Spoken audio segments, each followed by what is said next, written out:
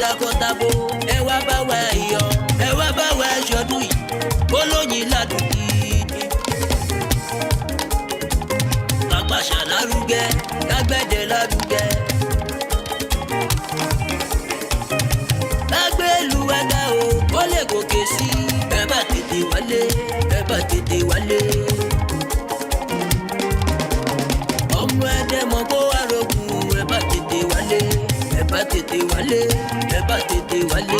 Ọmọ ẹdẹ mọ kó wá rogun ẹ bá tètè wálé.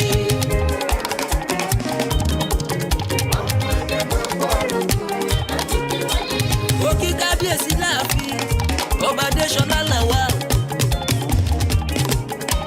láàmì ní sáà kọ́kọ́ adépẹ́ lórí kí bàtà pẹ́ lẹ́sẹ̀ ọba kírùkẹ̀rẹ́ dókínì ẹ̀kẹ̀rẹ̀ lọ́ba jó jẹ̀lẹ́kẹ̀ dìgbò àgbà kábíyèsí kẹpẹ́ fún wa ara mi àṣẹ.